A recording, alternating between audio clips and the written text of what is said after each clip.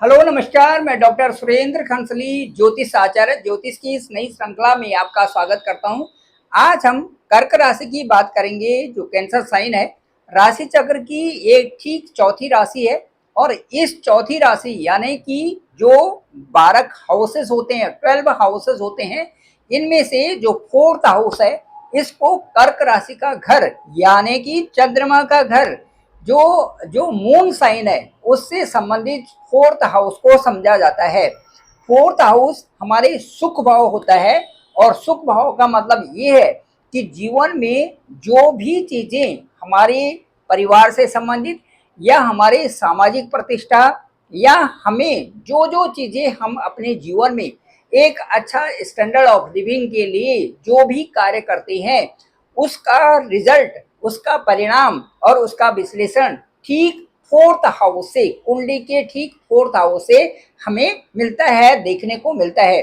कुंडली का fourth house का यदि सही विश्लेषण किया जाए तो ऐसा लगता है कि लाइफ का जो स्टाइल है वो भी ठीक है, लाइफ में जो मेहनत है उससे भी कुछ मिल रहा है और लाइफ हमेशा आपके आगे की तरफ अग्रसर होती जा रही है। ये फोर्थ हाउस है। फोर्थ हाउस का जो अब कर्क राशि है इसके लिए भी चौथा घर, काल पुरुष की कुंडली में चौथा घर जो है ये कर्क राशि का होता है, ये मन का होता है और इस हाउस के लिए कहा जाता है कि ये हाउस यदि अच्छा होता है तो जीवन आपका अच्छा चलता है।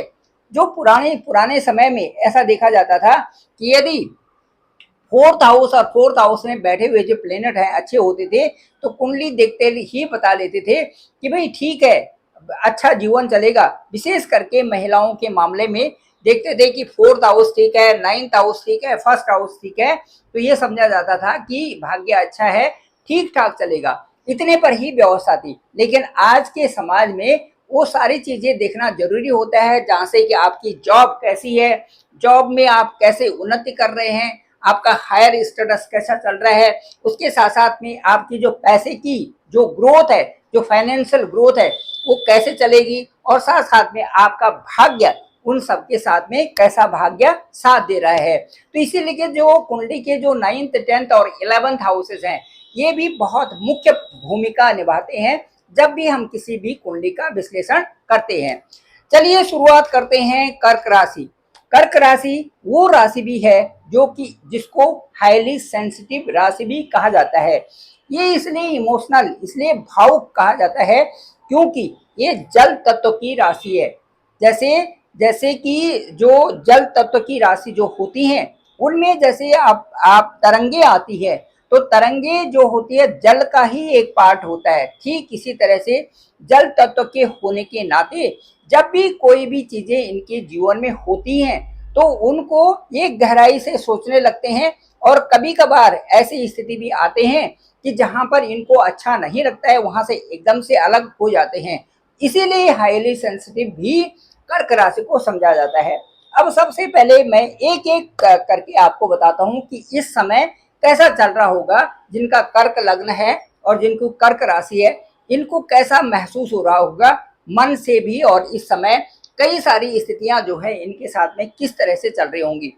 देखिए चंद्रमा जो है ये तो 2.25 दिन में एक हाउस में 2.25 दिन रहते हैं, केवल 2.25 दिन का मतलब है कि बहुत कम टाइम में। उसके बाद दूसरे हाउस पे इसी तरह से 27 डेज में ही ये पूरा एक चक्कर लगा देते हैं राशि चक्र का। ठीक है, तो ये पूरा एक महीने में जो एक चक्कर लगाना होता है इससे ये पता नहीं चलता कि पूरा एक बड़ा अंतराल इनके लिए कैसे रहेगा। इसके साथ साथ में सूर्य को भी देखना पड़ता है, मंगल को देखना पड़ता है, बुध को देखना पड़ता है और बाकी जो बृहस्पति जो है वो तो 1 साल के लिए एक हाउस में रहते हैं। जो शनि है वो तो 2.5 साल के लिए एक हाउस में रहते हैं, 2.5 years के लिए एक हाउस में रहते हैं।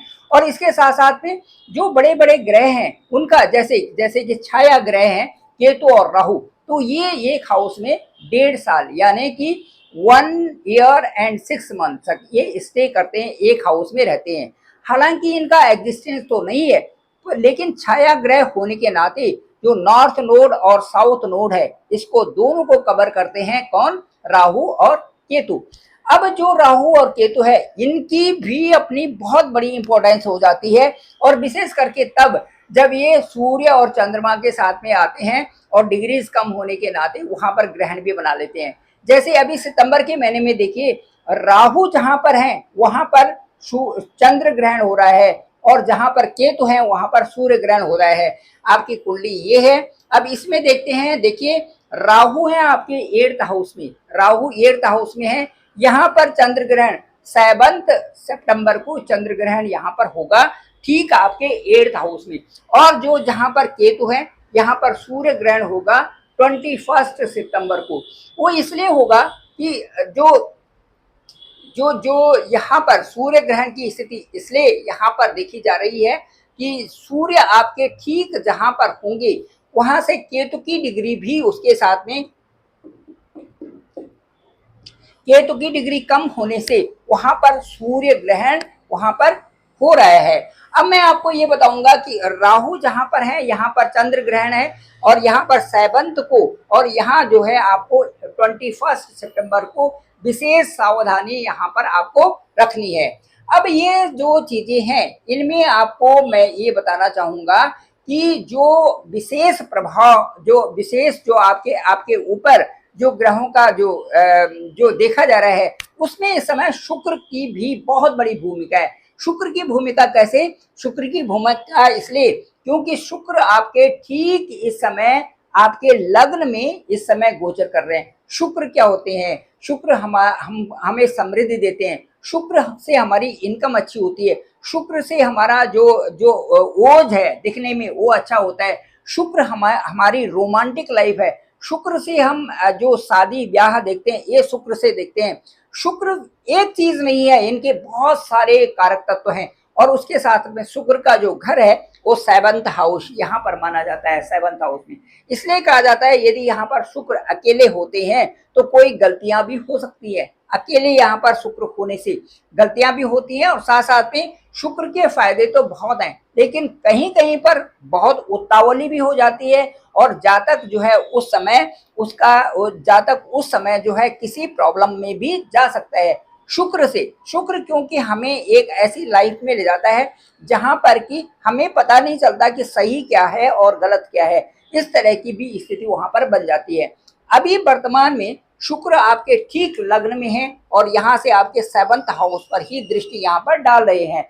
इसका मतलब ये है कि आपका जो लव रिलेशन है, आपका जो भाग्य है, भाग्य तो ठीक चल रहा है क्योंकि भाग्य में यहाँ पर बृहस्पति का घर है, यहाँ मंगल का घर है। देखिए यहाँ पर शुक्र है, यहाँ मंगल का घर है, इसलिए उतावली भी बढ़ सकती है, और जो आप कुछ कह रहे हैं उनमें शब्दों में कुछ ऐसे शब्द भी आ सकते हैं जिससे कि एक दूसरे के प्रति ऐसा भी लग सकता है कि यहाँ पर थोड़ा हल्कापन लग रहा है, या यह ऐसा भी लग सकता है कि यहाँ पर थोड़ी चंचलता है, या ऐसे भी लग सकता है कि यहाँ पर जो है ये चीजें नहीं कहनी चाहिए थी, क्योंकि मंगल का प्रभाव आपके 5th हाउस में, मंगल का घर है, और मंगल आपके 3rd हाउस में है, देख रहे हैं आप। तो ये जबकि मंगल का घर ये है, लेकिन मंगल की स्थिति कहाँ है? 3rd हाउस में। 3 6 और जो ये जो घर है 3rd हाउस है, त्रिक भाव है, 6 है ये हाउस है, 8 है, ये 12 है। इन हाउसेस में जब मंगल की स्थिति होती है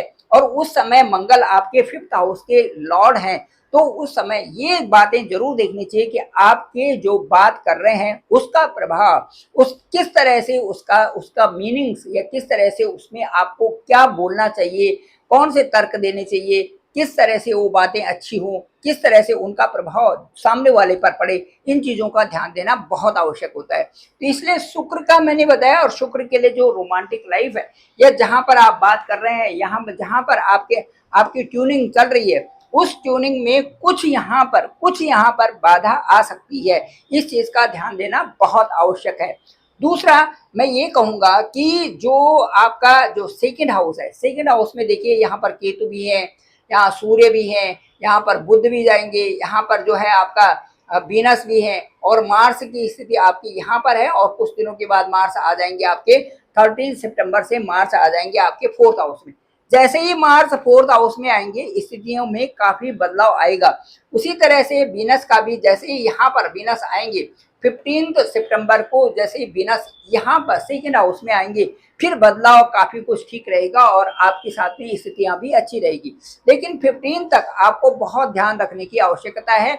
और जो 7 जो सितंबर है से और 21 सितंबर तक पितृ जो पक्ष भी चल रहा है, और इन दिनों में विशेष करके रूप से पितरों की पूजा भी की जाती है और पितरों से आशीर्वाद भी लिया जाता है। दान की इन दिनों में दान का बहुत महत्व है, दान से संबंधित महत्व है और पितरों की पूजा से संबंधित इनमें बहुत महत्व है। इसलिए कपड़े दान देना, भोजन दान देना, ये सारी चीजें पितृपक्ष में बहुत अच्छा माना भी जाता है। चलिए अब शुरू करते हैं। मैंने ये कहा कि 15 तक जिनका भी इस समय कोई भी रिलेशन किसी के साथ में चल रहा हो, या जहां पर भी आप बात कर रहे हो वहां पर आपको बात अच्छी तरह से करनी है, क्योंकि वीनस आपके ठीक लग्न में चल रहे हैं और वीनस यहाँ पर चल रहे हैं। ये मंगल का घर है, मंगल 3rd हाउस में बैठे हुए हैं। मंगल भी ठीक 13 सितंबर को आपके 4th हाउस में आएंगे। तब जब ये स्थिति होगी 13 सितंबर से या उसके बाद 15 सितंबर के बाद ऑनवर्ड्स, आपके लिए समय अच्छा है। वहां पर आप सुलझ करके बात कर रहे हैं, अच्छी बातें कर रहे हैं और अनुभव के आधार पर बात कर रहे हैं। तो थोड़ा सा इस समय का ध्यान रखना कर्क राशि या कर्क लग्न वालों के लिए बहुत बेहद आवश्यक है। इसके साथ साथ में मैं बताऊंगा कि जो आपकी स्थिति है, देखिए व्यापार से संबंधित जो है, व्यापार के लिए आपका इस ये जो यहाँ पर जो जहां पर मैं 7th हाउस को दिखा रहा हूं, ये इस समय शुक्र की दृष्टि यहाँ से देखेंगे आप, तो शुक्र की दृष्टि यहाँ पर है। तो थोड़ा सा जो चीजें, जैसे मैंने कहा कि किसी विवाद में नहीं पड़ना, छोटी छोटी बातों में विवाद में न पड़े, और जो 15 से और 30 तक जो समय होगा वो अच्छा आपके लिए रहेगा। व्यापार के क्षेत्र में भी, लव रिलेशन के क्षेत्र में भी, लव लाइफ के क्षेत्र में भी, दाम्पत्य जीवन के क्षेत्र में भी, ये सारी चीजें 15 से और 30 तक, 15 टू जो 30 सितंबर होगा वो टाइम आपके लिए ज्यादा अच्छा रहेगा। अब भाग्य स्थान में देखिए, यहाँ पर भाग्य स्थान जो जो देखिए ये मंगल है, मंगल जो यहाँ पर है, मंगल फिर 13 से यहाँ पर आ जाएंगे, तो मंगल की दृष्टि अष्टम भाव में होगी और यहाँ से मंगल की यहाँ पर जो है 1 2 3 4 5 6 7 मंगल की सीधे दृष्टि यहीं पर है, भाग्य स्थान में है। और ये जो स्थान है ये जुपिटर का है, जुपिटर आपके 12th हाउस में बैठे हुए हैं। ये कर सकते हैं कि मंगल का एस्पेक्ट अभी सीधे आपकी भाग्य स्थान पर पड़ रहा है, यहाँ पर विपरीत राजयोग बन रहे हैं और ये कह सकते हैं कि स्थान परिवर्तन यहाँ पर आपका हो सकता है। एक जगह से दूसरी जगह में अभी आप जा सकते हैं, जहां पर आप हैं वहां से दूसरी जगह में जा सकते हैं। ये स्थान परिवर्तन आपका आ रहा है। यहाँ पर बृहस्पति का घर है, मंगल की दृष्टि है, शनि यहाँ पर बैठे हुए हैं, ये यहाँ पर विपरीत राजयोग की स्थिति बनी हुई है। हालांकि यहाँ पर आपके लिए जो फर्दर जो भाग्य है वो आपका साथ दे रहे हैं और आगे ये आपको यहाँ पर राजयोग वाली जहाँ पर बात हो जाती है, इसका मतलब अच्छा लाभ, अच्छा स्टेटस, अच्छा मान सम्मान, ये चीजें प्राप्त आपको होंगी। इसके साथ साथ में जो आपको इस समय की जो बात है, ये भी मंगल का घर है। मंगल जैसे ही आएंगे यहाँ पर 13 सितंबर से ये आपका 10th हाउस बहुत अच्छा हो जाएगा। कई प्रकार से आप कार्यों में भी लगेंगे और उन कार्यों का जो नतीजा है वो भी अच्छा आपके लिए आएगा। इसलिए 13 सितंबर ऑनवर्ड्स यहाँ पर अपने ही हाउस को एस्पेक्ट करेंगे मंगल, तो ये स्थिति आपके लिए बहुत ही सुंदर स्थिति बन रही है। इसके साथ साथ में मून यहाँ पर देखिए, आपका जो मून का जो इस समय जो चलेंगे यहाँ पर उच्च के हो जाते हैं मून, तो लाभ की स्थिति, सडन लाभ आपको कोई हो सकता है। यहाँ पर मून की स्थिति उच्च की हो जाती है और यहाँ पर मून जो है नीच के होते हैं इसमें। तो इसलिए मैंने कहा कि जो आपका प्रेम संबंध है या जहाँ पर आप ये सोच रहे हैं कि जहाँ पर रिश्ता बन रहा है वहां पर थोड़ा ध्यान देने की स्थिति है, क्योंकि पंचम हाउस ही वो ट्यूनिंग वाला है जहां से हम बात करते हैं और बातों का जो है कई तरह से अर्थ भी वहां पर लगाया जाता है। इसलिए यहाँ पर ध्यान देना आवश्यक होगा कि मून यहाँ पर नीच के भी होते हैं। दूसरा, यहाँ पर जो रॉन्ग डिसीजन भी आप ले सकते हैं, उससे बचना है। इसके साथ साथ में जो 14 से आगे अच्छा है, लेकिन इस समय थोड़ा सा मन अशांत भी यहाँ पर रह सकता है। ये 5th हाउस है और यहाँ पर जो स्थिति आप देख रहे हैं कि किस तरह से ये ग्रहों की स्थिति है। यहाँ पर वीनस है, वीनस का एस्पेक्ट 5th और 9th हाउस पर है, विशेष प्रभाव आपके लिए है, इसीलिए ये इसमें ध्यान देने की आवश्यकता होगी। अब जो जो आपके लिए जो अच्छा समय मैं ये कह सकता हूँ कि जुपिटर जुपिटर आपके ठीक 12th हाउस में बैठे हुए हैं। 12th हाउस में जुपिटर इस समय बुध की जहां पर बुध का घर है वहां पर बैठे हुए हैं, लेकिन हैं एब्रोड में। इस हाउस को एब्रोड कहा जाता है या वो हाउस कहा जाता है जहां से आप पैसे कमा भी रहे हैं लेकिन साथ साथ में पैसे खर्च भी हो रहे हैं। यहाँ पर जो 12th हाउस है इसको ये कहा जाता है कि यहाँ पर यदि कोई भी प्लेनेट यहाँ पर जाता है तो खर्चे बढ़ जाते हैं, अस्पताल के खर्चे बढ़ेंगे, दूसरे और खर्चे बढ़ सकते हैं, यहाँ पर जाना आना हो सकता है। तो वो सारी चीजें खर्चों का घर होता है 12th हाउस। अब 12th हाउस जो खर्चे का घर होता है, साथ साथ में यहाँ से एक्सपेंसेस तो आपके बढ़े हुए हैं, लेकिन ये देखना पड़ेगा कि एक्सपेंसेस किस कहाँ पर जा रहे हो, वो खर्चा हो कहाँ पर रहा है। तो यदि जुपिटर वहां पर आते हैं, यहाँ पर वीनस को भी अच्छा माना जाता है। वीनस को इसलिए अच्छा माना जाता है कि अब्रोड एक ऐसी जगह है कि जहां से पैसा ज्यादा आता है। वीनस यदि वहां पर हो तो पैसा ज्यादा आएगा भी और खर्च भी होगा। लेकिन यदि वहां पर जुपिटर हैं तो यहाँ पर खर्चा होगा, लेकिन खर्चा कहाँ होगा, धर्म के कार्यों पर। कहीं आप दान दे डोनेशन करते हैं, कहीं आप किसी स्कूल को बनाते हैं, कहीं आप कोई मंदिर बनाते हैं, कहीं आप जो है अपने परिवार को अच्छा करने के लिए कई सारी चीजें वहां पर जोड़ते हैं और वो पैसा खर्च होता है लेकिन अपनों के लिए होता है। इसीलिए जुपिटर जो है 12th हाउस में विशेष अच्छे रिजल्ट्स वहां पर देते हैं और वो खर्चे होते हैं जिनसे कि हमारा मन अच्छा रहता है कि ठीक है ये खर्चे तो हुए लेकिन अपने लोगों पर हुए। इस तरह से जुपिटर का 12th हाउस में ये चीजें सारी बताते हैं। इसके साथ साथ में मैं बताऊंगा कि जो मार्स है वो 13 जो 13 सितंबर से आपके 4th हाउस में आ जाएंगे। अच्छे रिजल्ट होंगे आपके फाइनेंस के लिए, आपकी फाइनेंस ग्रोथ के लिए, आपके पैसा जो अर्न करने के लिए, इनकम सोर्सेज के लिए अच्छी ग्रोथ होगी 15 सितंबर के बाद। और वीनस की भी यही स्थिति बन रही है, वीनस भी सेकंड हाउस में आएंगे। तो वीनस का यदि धन भाव में आते हैं, ये धन भाव होता है, सेकंड हाउस हमारा धन भाव भी होता है, परिवार का भी होता है। तो सेकंड हाउस में यदि वीनस आते हैं तो वहां से आपके मंगल कार्य भी होंगे, ठीक है ना, मंगल कार्य भी हो सकते हैं। यदि आपकी किसी से ट्यूनिंग अच्छी चल रही है तो आपकी शादी भी हो सकती है। ये सारी चीजें आपके यहाँ से हो सकते हैं सेकंड हाउस से। तो यहाँ पर सन भी है, उसके बाद बुध भी है, वहां पर सन भी है, बुध भी है, मरकर भी है, केतु भी है। थोड़ा सा यही ध्यान रखना पड़ेगा कि दो क्रूर ग्रह है वहां पे, ठीक है, सेकंड हाउस में, जहां पर आपका बोलना है, जहां पर आपका कम्युनिकेशन है। कम्युनिकेशन 3rd हाउस में, वहां पर मंगल है। तो ये समझा जाएगा कि भाई यहाँ तो मंगल है, पाप कर्तरी योग तो नहीं बन रहा है। पाप कर्तरी योग तब बनता है जबकि हाउस के दोनों तरफ क्रूर ग्रह होते हैं, लेकिन यहाँ पर एक ही तरफ मार्स है और दूसरी तरफ जो यहाँ पर वीनस है। तो यहाँ पर पाप कर्तरी योग नहीं है और वीनस भी यहाँ से 14th को जो 15th को आपके सेकेंड हाउस में चले जाएंगे। 15th को यदि सेकेंड हाउस में चले जाएंगे तो सेकेंड हाउस में अच्छा हो रहा है। वहां पर जो आपकी बातें बढ़ रही है, जो जिन चीजों में आगे आगे चल रहे हैं या जहां पर आपकी शादी और सगाई की बात हो रही है, वो चीजें 15th के बाद वो चीजें आपके लिए अच्छी होंगी और तब तक पितृपक्ष भी हो जाएगा और साथ साथ में नवरात्र भी शुरू हो रहा है, ठीक आपके 22 से। और जो 22 जो सितंबर से नवरात्र भी शुरू हो जाएंगे, ये आपके लिए बहुत अच्छा समय होगा। तब तक थोड़ा पेशेंस रखिए, बातों को उलझा के मत बोलिए, आराम से बात करिए और जो भी आपको कन्वर्सेशन करना है, मैसेजेस करने हैं, उन पर ध्यान देने की आवश्यकता है कि वो सुलझे हुए हों, अच्छे हों, सही दिशा में हों, तो ज़्यादा अच्छा रहेगा। Thank you very much. मैं डॉक्टर सुरेंद्र खंसली, ज्योतिष आचार्य। डिस्क्रिप्शन में मेरा नंबर है 9868280191 और मेरा जो चैनल है डॉक्टर सुरेंद्र खंसली नाम से, आप जरूर सब्सक्राइब करें, लाइक करें, शेयर करें, सभी लोगों तक भेजें, सभी ग्रुप में भेजें ताकि सबको जानकारी हो सके। आप लोगों का धन्यवाद, आप लोगों का बहुत बहुत आभार।